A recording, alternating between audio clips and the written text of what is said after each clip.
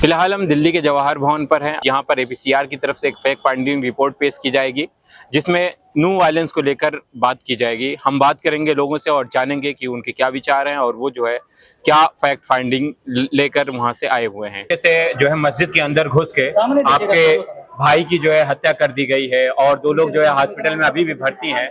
ऐसे में जो है सरकार से आप क्या सवाल करना चाहते हैं या आपकी क्या डिमांड है? मैं सरकार से ये सवाल करना चाहता हूँ कि जब पुलिस वहाँ मौजूद थी और मेरा भाई जो है उसको पुलिस पर पूरा इत्मीनान था, उसने मुझे भरोसा दिलाया था कि भैया मैं सेफ हूँ, यहाँ पे ऐसा कुछ नहीं है। और हम लोग भी इत्मीनान से थे कि ऐसा कुछ नहीं, क्योंकि सुबह ही उनको निकलना था, छुट्टी पर जा रहे थे वो 1 तारीख को।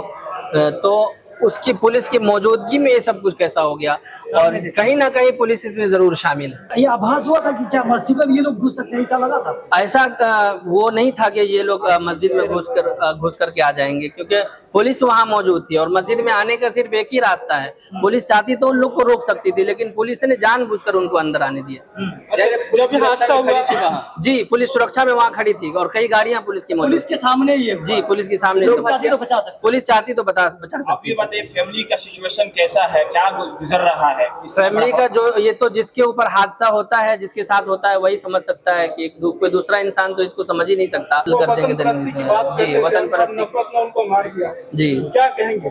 मैं यही कहूँगा कि समाज में जो ऐसे नफरती लोग हैं उन लोगों को चुन चुन करके पुलिस और वहाँ सरकार उन लोग को अरेस्ट करे और उनको अंजाम तक पहुँचाए। लेकिन जब सरकार आज मेरे भाई के साथ हुआ है, कल किसी और के साथ हो जाएगा अगर लगाम नहीं लगे। पूरा जो हिंसा हुई, जो इसका जिम्मेदार आप किसको मानते हैं? इसका जिम्मेदार तो पूरी तरीके से वो मोनू मानेसर और बिट्टू बजरंगी जी, जिन्होंने उकसाया और जिसकी वजह उकसाने की वजह से पहले नूह में दंगा हुआ, फिर वो दंगा पहुंचते पहुंचते गुरुग्राम पहुंचा और वो उस भीड़ ने मेरे भाई को शहीद किया। मैं उनको तो यही कहूंगा कि आप जो सबका साथ और सबके विकास की बात करते हैं तो ये कहाँ दिखाई दे रहा है? आपकी सरकार जहाँ ये हमला हुआ वहां भी आपकी सरकार थी। अगर आप चाहते तो हम लोग को रोक सकते थे, लेकिन आप तो और चाहते हैं कि इस तरीके की घटना घटे ताकि हम और सरकार में ज्यादा से ज्यादा दिन तक जमे रहें। तो आपके हिसाब से धार्मिक दंगे नहीं थे, राजनीतिक दंगे? जी बिल्कुल, ये राजनीतिक दंगे थे। हरियाणा सरकार से वैसे क्या मांग है? मैं हरियाणा सरकार से अपील करूंगा कि मेरा जो जितना मुआवजा बनता है वो पूरा मुआवजा मुझे चाहिए और मेरे भाई को जिन लोगों ने शहीद किया है, कत्ल किया है, उन लोग को फांसी की सजा होनी चाहिए। जी बिल्कुल, जालिम की एक उम्र होती है और वो उस उम्र पे जाकर वो खत्म हो जाता है, फिर उसके बाद इंसाफ का सिलसिला शुरू होता है। वो सबके साथ आज वो जुल्म कर रहे हैं तो कल उनकी भी बारी आने वाली है। आपको नफ्सियाती तौर पे कितना मजबूत है? मैं इंशाल्लाह मैं पूरी तरीके से मजबूत हूँ और मैं इस लड़ाई को पूरी तरीके से लड़ूंगा। प्रधानमंत्री है ही नहीं यहाँ। प्रधानमंत्री का काम क्या है मुझे बताइए? प्रधानमंत्री का काम क्या है? कहीं किसी सूबे में आग लग जाए, कहीं लोग मारे जाएं, कहीं कत्लेआम हो तो prime minister being the head उसको बोलना चाहिए। जी सर। कहीं दिखाई पड़ा आपको प्राइम मिनिस्टर? नहीं सर, प्रधानमंत्री नहीं है। रेल के अंदर ट्रेन चलती, ट्रेन में एक पुलिस का आदमी चुन चुन के दाढ़ी वालों को मार रहा है। प्रधानमंत्री को बोलना चाहिए। प्रधानमंत्री कहाँ है?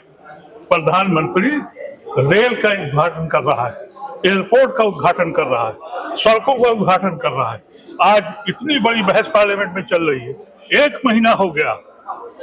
प्रधानमंत्री होता तो हाउस में आता, बताता कि भाई नूह में क्या हुआ, गुड़गांव में क्या हुआ, मणिपुर में क्या हुआ, ये बच्चियां कैसे सड़कों पे नंगी घुमाई गई। अगर प्रधानमंत्री होता तो प्रधानमंत्री तो है ही नहीं यहाँ। ये विश्व गुरु किस चीज का बन गया? प्रचार मंत्री कहा करिए इसको, प्लीज प्रधानमंत्री मत कहिए। मैं बिल्कुल वाजे तौर पर कह रहा हूँ, आज तक कोई प्रधानमंत्री आपने ऐसा देखा जो पार्लियामेंट में जाता हो?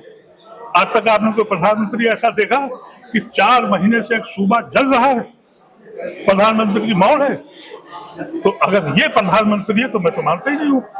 ये तो प्रचार मंत्री है, प्रचार करता है, इलेक्शन लड़ने के लिए 24 घंटे इलेक्शन के लिए रहता है, उसे एडमिनिस्ट्रेशन से कुछ लेना देना नहीं, बस ये प्रचार करना है, इलेक्शन जीतना है। सर नो वायलेंस में जिस तरीके से बिट्टू बजरंगी और मोनू मानेसर पर आरोप है कि उन्होंने वीडियो वायरल करके जो है लोगों को भड़काया है और इतने बड़े दंगे हो गए और अभी तक जो है पुलिस उन पर कोई कार्रवाई नहीं कर रही है, सिर्फ तो पुलिस कहीं ना कहीं जो है फेल होती दिख रही है। ऐसे में जो फेल नहीं है, पुलिस ट्रेन की गई है, पुलिस को तैयार किया गया, खुद हिम्मत नहीं है।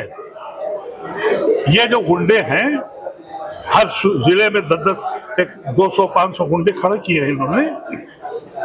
इन गुंडों की हिम्मत नहीं है, इनको बगैर पुलिस के ये कुछ भी नहीं कर सकते। पुलिस इनकी सहयोगी है।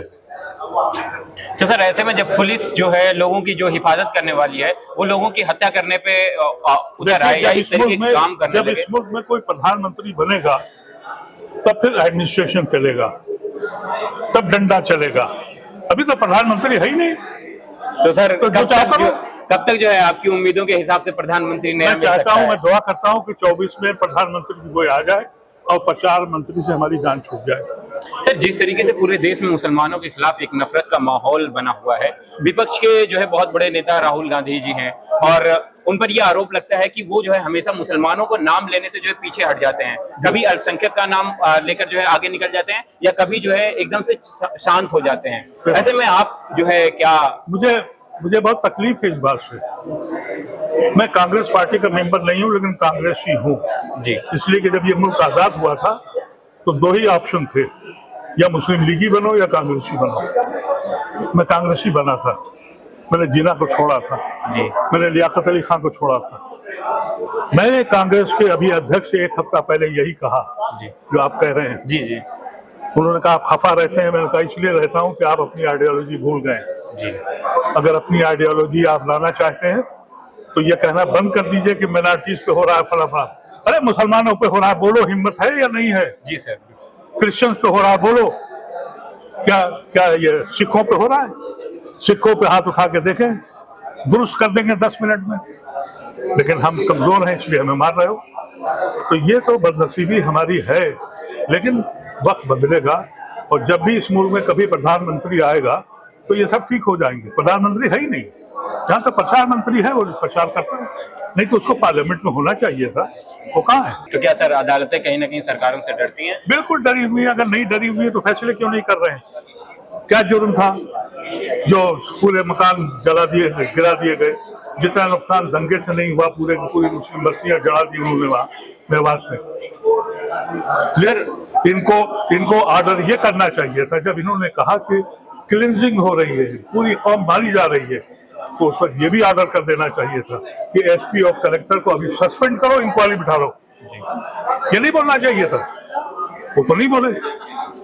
सर जिस तरीके से एक ट्रेंड है कि दंगे कराए जाते हैं, उसके बाद बुलडोजर पॉलिटिक्स होती है, उसके बाद मुसलमानों के बाइकाट का जो है वो किया जाता है, ऐलान किया जाता है, इससे ऐसा लग रहा है कि कहीं ना कहीं मुसलमानों को या एक पूरे समुदाय को जो है पीछे ढकेलने की कोशिश की जा रही है सामाजिक तौर पर। एक माहौल ऐसा बनाया है इस मुल्क में कुछ भी हो जाए हम कुछ नहीं बोलेंगे। फैक्ट्रियां बंद हो जाए, कारखाने बंद हो जाए, नौकरियां चली जाए, एक परसेप्शन ये बन गया है कि मोदी और योगी और इस तरह के लोग मियाँ को ठीक कर रहे हैं। तो मियाँ को ठीक करने वाला जो है उसकी वाह हो रही। ये नहीं पता कि ये खुद अपनी कब्र खोद रहे हैं, इस मुल्क की कब्र खोद रहे हैं, इस मुल्क को खत्म करने पे लग गए, लेकिन सरेदस इस बात पे खुश है कि मियाँ को ठीक कर रहे हैं। आपने देखा कि हमने लोगों से बात की, फार्मर राज्यसभा एमपी मोहम्मद अरीफ साहब से भी बात की। उन्होंने जो है देश के प्रधानमंत्री पर आरोप लगाए हैं कि वो प्रधानमंत्री नहीं प्रचार मंत्री हैं। कांग्रेस पार्टी जो विपक्ष की सबसे बड़ी पार्टी उभर कर सामने आई है, उन्होंने उस पर आरोप लगाया कि वो मुसलमानों का नाम लेते हुए डरती है। उन्होंने इस बात का जिक्र किया कि हमने पिछले दिनों जो है कांग्रेस के राष्ट्रीय अध्यक्ष से भी इस मुद्दे पर जो है बात की कि कांग्रेस मुसलमानों का नाम लेते हुए डरती है। इसके अलावा हमने जो है दिल्ली दंगों में जो है गुड़गांव के दंगे में मस्जिद के इमाम साद के भाई से भी बात की और उन्होंने जो है सरकार से इंसाफ की गुहार लगाई है। फैक्ट फाइंडिंग की रिपोर्ट जो APCR की तरफ से, जो एक मानवाधिकार संगठन है, लोगों के लिए जो है काम करती है, उन्होंने जो है आरोप लगाया है कि जो पुलिस कार्रवाई कर रही है वो एक तरफा है। जो असली मुजरिम है वो पकड़े नहीं गए हैं, बल्कि जो है पुलिस एक तरफा कार्रवाई करते हुए मुसलमानों को जो है जेलों में डालने का काम कर रही है। आप देख रहे थे छात्र विमर्श, मैं मोहम्मद स्वाले।